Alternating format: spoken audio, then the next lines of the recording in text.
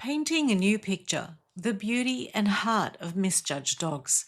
If you're a dog lover or have a fear of them, if you appreciate sketches and paintings, adorable dog pics and family recipes that bring a smile to your face, then this post is perfect for you. Hello and welcome to this audio version of my latest Substack post. Before we dive in, I want to share something special about this piece. It's filled with a collection of artworks and sketches that I've poured my heart into, each one adding a touch of joy, lightness, and sweetness to the story I'm about to tell. As you listen along, I encourage you to visit the post on my Substack and follow along with the visuals. I believe they truly enhance the experience, bringing a deeper connection to the words you'll hear. If you can't do that right now, no worries. Just be sure to circle back and take a look afterwards. I promise it'll add a whole new layer of depth and value to our time together. So let's get started.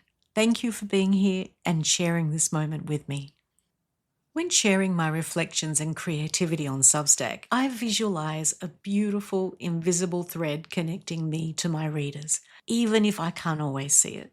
That image of the invisible thread is beautiful to me and sustaining. It reminds me that our creative efforts are weaving connections, even if they're not always visible.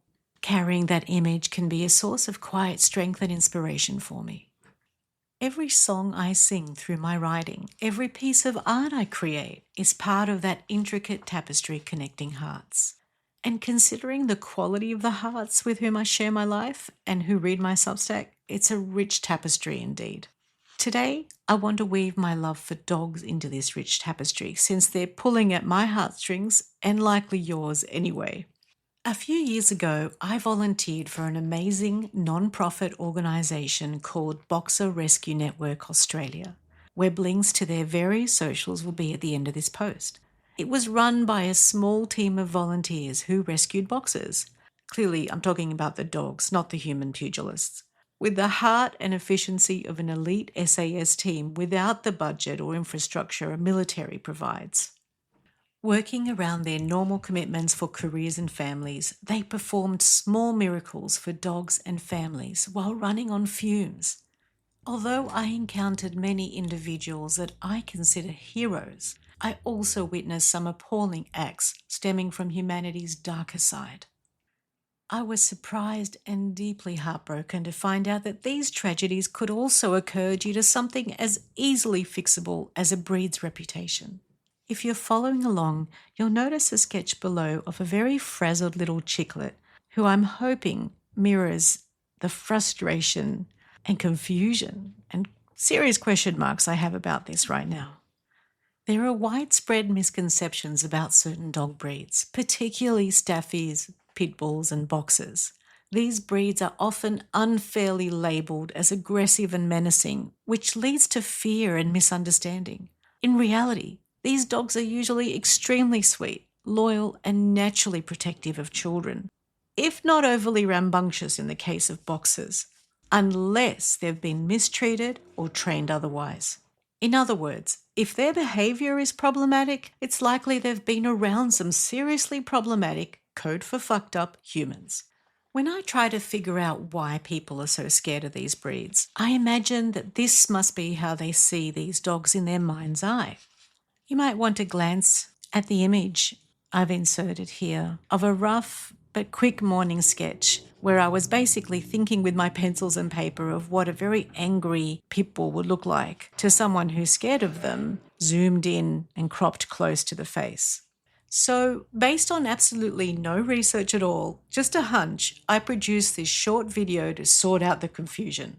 When you watch this video, you'll notice within 30 seconds the big reveal that that angry face wasn't in fact the face of a pit bull, because as I slowly uncrop it and zoom out, it turns out that it's a bear. And the moral of the story, dogs are not bears. It's wise to be afraid of bears. They can kill you. And they don't give a shit how you feel about them. Dogs, on the other hand, well, they have huge elastic hearts, thank you, Sia, that love us unconditionally. Too much, if you ask me. They often tolerate behaviour that harms them, and then double down on loving us all over again. especially pitties, bullies, staffies, and boxers. As I describe this feeling, you might notice the sketch of a gentle-eyed dog capturing that feeling of quiet connection and love. The negative miscasting of these dogs has real-world consequences, as these breeds are often the least adopted in shelters and have the highest euthanasia rates. They languish alone and terrified, impounded in cold concrete cells for months to years, if they're lucky and land in a no-kill shelter, and often don't find their forever homes. If they do find a loving family, their guardians can be forced to muzzle them when they're being walked to satisfy pedantic and unnecessary council rules, a cruel practice mostly required to ease confused people's fears based on these dogs' bad branding. Before we move on, take a moment to look at the watercolour painting here. It really captures for me the essence of what I'm describing, of their earnestness. I imagine this little English bulldog in the picture saying, "But why don't you love me? What did I do wrong?" The thought of these dogs suffering, any dog suffering for that matter, hell, any animal suffering, due to human ignorance and cruelty is just too much for me to bear. If I spend enough time on social media, the algorithm can make my feed feel like scrolling through a Cambodian minefield of animal suffering and abuse. That's when my heart feels like it's made of glass, shattering into thousands of long, sharp shards, piercing through my rib cage like shrapnel from an explosive blast. We don't need to add to that wreckage with debris from a breed's poor PR. To show you what I see when I'm lucky enough to meet any of the beautiful pups from these breeds, I painted the watercolour of the adorable pitty that's at the beginning of this post and that I've reposted here. As I was painting it yesterday, I earnestly hoped that I could capture the sunshine that lights up their eyes and mine, their beaming smiles, and their expression of pure joy. I wanted to somehow express their innocence, earnestness, loyalty, playfulness, and their loving and trusting natures, their vulnerability. Can that all be captured? I tried. Maybe you can decide for yourselves if I've managed to do that. To me, their personalities are as variable and adorable as those of the dogs I sketched this week. The illustration here is of actually not a dog, but a frazzled little duckling. And the next one is of an angry, nosy, frazzled little cat. Sorry, wrong sketch again. Here they are. 3 cute, adorable little cartoon-like sketches of the cutest little puppies, plus a hound looking a little bit miffed and curious, but again, very adorable. With all of that in mind, this really short story I wrote 2 years ago will probably make a lot of sense. It's story time. Duncan's young heart hammered against his rib cage as he stood frozen, mouth agape, eyes locked on Tequila, a local pitbull who'd never met a gait she couldn't outwit, a feat she had just repeated. Sniffing the grass along the pathway, nostrils quivering over each blade, she hadn't noticed him yet. He wasn't sure he could hold his breath much longer. Walking to school alone for the first time, he'd been distracted, punting a bright red bottle brush along the uneven, narrow concrete footpath ahead of him, blowing raspberries to a melody only he could hear. He was halfway there when she rounded the corner heading towards him, stopping him in his tracks. Still unnoticed by Tequila, his fingers jerked compulsively as he reflexively rolled the handball in his right hand, tucked at his side. He knew his scrawny limbs were no match for Tequila's powerful jaws. He tried unsuccessfully not to think about how sharp her teeth were and what they would feel like ripping through his skin.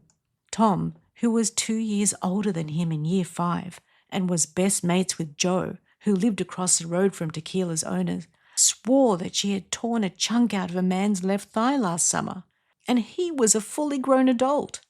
Duncan let out an involuntary whimper when his oversized backpack slipped off his shoulder and hit the ground with a muffled thunk. "No, please, God, I promise I'll do anything if you don't let us see me." Before he could finish his silent negotiations, Tequila's beady eyes glinted and narrowed as she zeroed in on his trembling frame, warily tilting her head to the side. He desperately wanted to bolt back home to safety, but any movement might set her off, and it was too far to get there before she could make him her prey. Oddly, Duncan's prepubescent mind became unusually silent, allowing an idea to surface. His eyes flickered as he willed his right hand to unclench, releasing his favourite handball towards her. Tequila cautiously lowered her squat, thick-set legs and lumbered her beefy frame onto its back, paws akimbo, exposing her belly.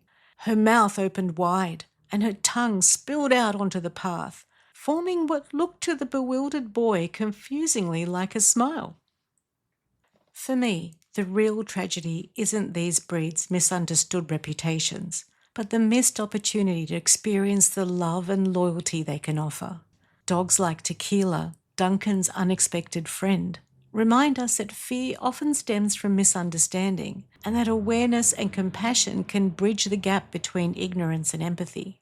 I deeply wish that anyone who encounters a boxer, Staffy, or Pitbull can see their elastic hearts and boundless capacity for love, that they look beyond the myths and see them for what they truly are: loyal, affectionate, earnest, and eager to please, deserving of a chance to prove themselves as the wonderful companions they can be. I know it can be done. My husband David was afraid of dogs when I first met him 25 years ago. Now, well, if there was a fire, I know who he'd save first: our dog Nellie. Speaking of Nellie, let me introduce you now. This is one of the 536,789 photos we have of her. I'm not biased. She is particularly photogenic. I call her the Linda Evangelista of the boxer world. I'm just saying. And I've included the photo here to prove it. My God, look at those jowls. Because of our love for her, well, dogs in general, I came up with this family recipe to share with my fellow dog-loving readers and to send to anyone who's awful to animals or just has a bad attitude towards them. That is, people who wouldn't pass the butt-sniffing test for safety with animals. I won't make you scroll for an hour to find the recipe beneath unnecessarily long ancestral anecdotes, so here it is. A recipe for not being a dick to animals. Ingredients. Don't be a dick. Get to know other animals whenever you meet them in person. Assume they're sensitive, sentient beings just like you. Assume they're nicer than you. Assume they love you until shown otherwise.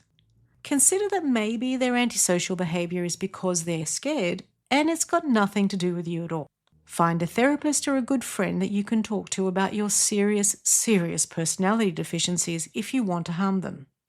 Try to identify the trauma that caused this problem. Scruff them if they let you. Ask their permission first, of course. Scruff them every chance you get. Make eye contact with them. Ask them what they think. At the very least, nod in acknowledgement and say hello when you see them, even if it's silently. Oh, and stop being a dick. Unless your name is Dick, Richard, or some variant thereof. Method. Number 1. Mix all those ingredients together like you're scruffing a dog. 2. Accent flavour 1. If you plan on getting a pet, seriously consider adopting, and if you happen to meet a puppy mill breeder, slap them silly. 3. Accent flavour 2. If you're inclined towards donating or doing something constructive, find a rescue group that appeals to you, like Boxer Network Rescue Australia Today, and check out their website, buy their merch, and share their posts. Links below. 4. Accent flavour 3. If you happen to meet anyone who's still terrified of dogs, send them this article and this recipe. Serve with a sprinkle of dog treats and a side of cute animal videos from your favourite social media platform. Oh, and here's a recipe for those of you who already love dogs and treat them really well. Keep doing what you're already doing and smack everyone you see who doesn't like dogs. And this is Nellie's recipe for everything, really. You can see here another beautiful photo of Nellie's giant, beautiful, soulful eyes and adorable schnoz. Number 1 of the recipe. More treats. There's always room for more treats. Number 2. Unrestricted access to all sofas and beds. And I've got 9 pictures here of her in different positions on various sofas. Number 3. More time for testing toys. And here there are 5 different pictures of her trying different toys in different places. Number 4, more comfortable cushions to flop onto for impromptu naps. And you guessed it, I've got 3 more photos here of her in different cushions on different spots. She's just incredible dog eye candy for me. Number 5, inclusion in meal prep taste testing. And yep, there's another photo. Number 6, bedtime means bed time, emphasis on bed. I sleep best when sharing your bed. Of course, there's a picture of Nellie here. Number 7, lights out when I turn in for the night.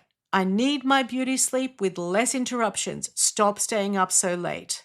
And number 8, meditate as often as you can, anywhere, anytime. And man, is she a good meditator. The caption under these 6 photos is, if you're wondering what she's thinking or meditating about, chances are absolutely nothing. She's a boxer. Boxers are not that deep, which is why she's the perfect Zen master. She's loving the spotlight on her, and now that she's on a roll, she's decided to start a Dog's Life Hack series. Here's her first pro tip: how to get some sun and not lose your toy. And there's 3 photos in series here where she's upright, sitting upright with a ball in her mouth, eyes closed. Next panel is she's leaning down on the edge of the chair, starting to flop towards sleep, but still holding the ball. And the last one is a close-up of her face, fully asleep, lying on the sofa or garden chair with her ball still in her mouth. And the caption is, she prefers explaining things in pictures rather than words. It's easier for her dog audience that way. Wait, it's actually easier for me too. And now for a call to action.